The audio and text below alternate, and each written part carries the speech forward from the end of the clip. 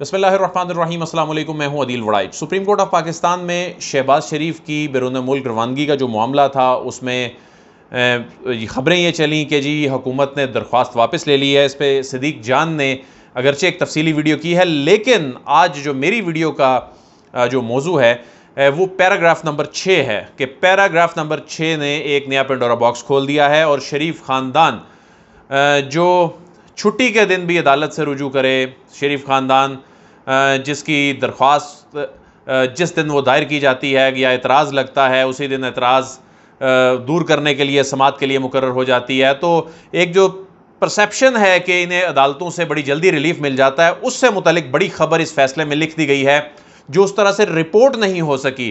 तो जस्टिस एजाजुल एहसन साहब ने यह फैसला लिखा है, बड़ा ही अहम फैसला है और इसमें यूं तो शहबाज शरीफ वाला मामला डिस्पोज ऑफ हुआ है। क्या ये हुकूमत की दरख्वास्त पर डिस्पोज ऑफ हुआ है या उन्होंने अपनी विड्रॉ की है, अपनी जो अपील थी? ये इस फैसले के जो पैराग्राफ्स हैं मुख्तसरन आपके सामने रखूँगा तो आपको अंदाज़ा हो जाएगा कि कोई सेटलमेंट नहीं हुई, हुकूमत और शहबाज शरीफ के दरमियान मामलात कोई तय नहीं पाए गए, बल्कि असल में मामला हुआ क्या है। उससे पहले दो तीन रिमार्क्स बड़े अहम हैं जस्टिस एजाजुल एहसन साहब के। जब रजिस्ट्रार हाई कोर्ट ने, लाहौर हाई कोर्ट ने अपने जो रिकॉर्ड पेश किया वहाँ पर, उस रिकॉर्ड में ये जायज़ा लिया गया, मालूम हुआ कि ये केस इस पर एतराज़ कब लगा था और ये एतराज़ दूर कब हुआ, तो ये बड़ा हैरानकुन था और उसके बाद वो चीज़ फैसले में किस तरह रिफ्लेक्ट हुई है। तो जस्टिस एजाजुल एहसन साहब ने कहा कि क्या शहबाज शरीफ का केस सिस्टम के तहत मुकर्रर हुआ था या ख़ास तौर पर हुआ था? तो जिस पर रजिस्ट्रार हाई कोर्ट ने कहा था कि दरख्वास्त एतराज़ के लिए मुकर्रर हुई थी, फैसला हुआ कि एतराज़ पर फैसला दरख्वास्त के साथ ही होगा। तो इसमें रजिस्ट्रार ने बताया कि जुम्मे को 9:30 बजे एतराज़ लगा, 11:30 बजे उसी दिन केस की समाअत हुई। तो जस्टिस एजाजुल एहसन ने कहा कि हुकूमती वकील को हिदायत लेने के लिए सिर्फ 30 मिनट दिए गए और उन्होंने कहा कि एक साल में कितने मुकदमात की जुम्मे को 12 बजे समाअत हुई, क्योंकि जुम्मे को आमतौर पर अदालतें जो हैं वो जल्दी बर्खास्त हो जाती हैं। तो इसमें उसी दिन ये मामला 12 बजे तक जो है चलता रहा। फिर इसमें कहा गया कि बताया जाए कितने मुकदमात में एक तरफा रिलीफ दिया गया। हाई कोर्ट ने यह भी नहीं पूछा कि शहबाज शरीफ का नाम किस लिस्ट में है, यानी ये एज्यूम कर लिया गया कि उनका नाम जी ब्लैक लिस्ट में है, एक और लिस्ट है जी उसमें हो सकता है। तो ये जस्टिस एजाजुल एहसन साहब ने ये कहा कि क्या इस तरह का अमूमी हुक्म जारी हो सकता है जैसा लाहौर हाई कोर्ट ने किया? तो ये वो रिमार्क्स थे। उसके बाद फिर जब ये इस केस का फैसला आया, इस केस को डिस्पोज ऑफ किया गया, वो क्यों किया गया? अटॉर्नी जनरल से ये पूछा गया कि इस मामले में कोई लाइव इशू है, क्योंकि इस मामले में उन्होंने वहाँ से अपनी दरख्वास्त वापस ले लिया लाहौर हाई कोर्ट से, तो यानी एक बुनियाद ख़त्म हो गई चूँकि। तो अटॉर्नी जनरल ने कहा कि ऑब्जर्वेशंस के साथ ये पिटिशन निपटा दी जाए, यानी उन्होंने ये नहीं कहा कि हम विदड्रॉ कर रहे हैं, उन्होंने कहा जी ठीक है लाइव इशू नहीं है तो ऑब्जर्वेशन के साथ ये निपटा दी जाए।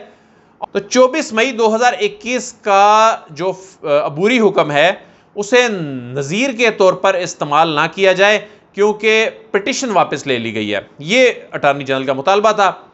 तो बुनियादी तौर पे इसमें हुआ ये था कि अगरचे वो उन्होंने विड्रॉ कर ली थी, लेकिन तौहीन अदालत की कार्रवाई को आगे ले जाने का इख्तियार शहबाज शरीफ और उनकी टीम को दे दिया गया था।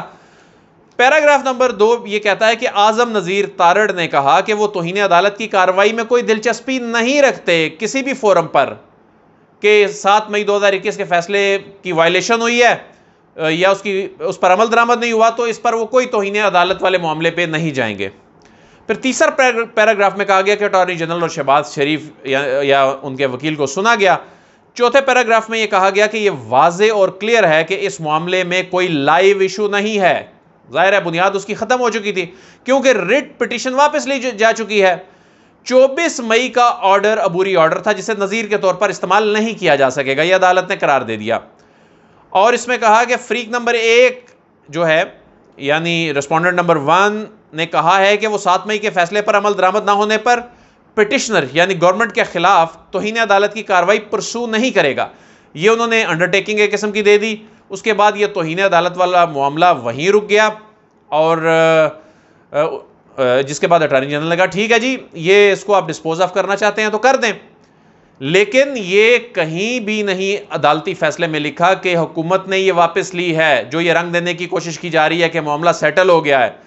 पैराग्राफ नंबर 5 में कहा है कि मगर इस हुक्म से किसी फ्री के इस प्रोसीडिंग के बाद ऑर्डर्स और नोटिफिकेशन या प्रोसीडिंग्स को चैलेंज करने का हक मुतासिर नहीं होगा, यानी इसके बाद की जो प्रोसीडिंग्स हुआ करेंगी उनको चैलेंज किया जा सकेगा। 6 नंबर पैराग्राफ पे अब आने लगा हूं मैं, जो कि बड़ा अहम है। यानी अब तक 5 पैराग्राफ्स तक मैंने जो आपको पढ़ के सुनाया है इसका तर्जुमा, इसके मुताबिक शहबाज शरीफ वाला मामला, ब्लैक लिस्ट वाला मामला खत्म हो गया। नाम ECL में है। ECL के हवाले से अब इनको रुजू करना पड़ेगा, या हुकूमत को दरखास्त देनी पड़ेगी या लाहौर हाई कोर्ट को दरखास्त देना पड़ेगी। लाहौर हाई कोर्ट को दरखास्त देना पड़ेगी जी, जिस तरह पहले दी जाती हैं और जिस तरह इस केस में हुआ। जस्टिस एजाजुल एहसन साहब के रिमार्क्स मैंने आपके सामने रखे कि उसी दिन एतराज़ और उसी दिन एतराज़ दूर होता है। लेकिन पैराग्राफ नंबर 6 जो है वो ये कहता है कि ये मामला एक हद तक ख़त्म हुआ है, लेकिन लाहौर हाई कोर्ट में जिस अंदाज में प्रोसीडिंग हुई है वो मामला ख़त्म नहीं हुआ। यानी 25 मई को सुप्रीम कोर्ट ने जो रिकॉर्ड मंगवाया था, उस हुक्म के तहत रजिस्ट्रार से जो मंगवाया गया रिकॉर्ड था, आज रजिस्ट्रार कमरा अदालत में मौजूद थे, तो ऑर्डर में कहा गया है कि तमाम रिकॉर्ड फाइल पर लेकर आए, इसे यकीनी बनाएं ताकि अदालत इसका जायजा ले सके। यानी जस्टिस एजाजुल एहसन साहब जिन्होंने ये फैसला तहरीर किया है, खुद वो लाहौर हाई कोर्ट के चीफ जस्टिस रह चुके हैं, इंतहाई काबिल जज हैं। लाहौर हाई कोर्ट में ज़ाहिर है वहाँ क्या तरीक़ाकार होता है जस्टिस एजाजुल एहसन से बेहतर कोई नहीं जान सकता, और वो बड़े बड़े केसेस में ऐसे अहम नुकात उठाते हैं कि बड़े बड़े वकला जो हैं उनको जवाब देने के लिए अल्फाज नहीं मिलते। और इस केस में ये पहली मरतबा मैं देख रहा हूँ कि ऐसा हुआ है कि लाहौर हाई कोर्ट के मामले पर कि ये किस अंदाज में मामलात जो हैं वो हुए इस केस में, इसका सारा रिकॉर्ड अदालत इसका जायज़ा लेगी।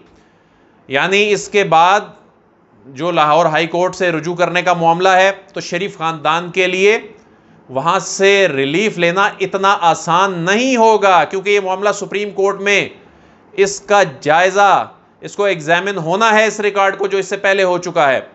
और इसमें जो पैराग्राफ नंबर 7 है उसमें एहतसाब अदालतों में जो तकर्री है, जज साहिबान की तकर्री है, उससे मुतल्लिक उसको एक्सपेडाइट करने से मुतल्लिक लिखा गया है, जो 8 नंबर पैराग्राफ की लाइन बता देगी कि जो ये कहा जा रहा है कि क्या ये मामला तय पाए और इन्होंने को विड्रॉ किया। The petition is accordingly disposed of in the aforenoted terms. और इसमें कहीं ये नहीं लिखा कि पिटिशन विड्रॉ करने पर जो है वो डिस्पोज ऑफ की गई है। इन ग्राउंड्स पर ये जो मंदरजा बाला ग्राउंड्स हैं उन पर ये डिस्पोज ऑफ हुई है। तो ये जो नया एक पेंडोरा बॉक्स खुला है, यानी ये मामला एक उसका पहलू तो ये था कि अब ECL के हवाले से दोबारा वो अदालतों से रुजू करेंगे या हुकूमत को दरख्वास्त देंगे, वो अब शहबाज शरीफ के लिए भी मुश्किल हो गया, शरीफ ख़ानदान के लिए भी मुश्किल हो गया। और अब ज़ाहिर है जो अदालतें हैं जो सुप्रीम कोर्ट के मातहत हैं, जो निचली अदालतें हैं, उनके लिए ज़ाहिर अब इतना आसान नहीं होगा कि जो एक स्पीडी जस्टिस मिल जाया करता था शरीफ ख़ानदान को, अब उस मामले पर एक चेक इस ऑर्डर की सूरत में नज़र आ रहा है। अदील वड़ाइच को इजाज़त दीजिए, आपसे फिर मुलाकात होगी। अल्लाह हाफ़िज़।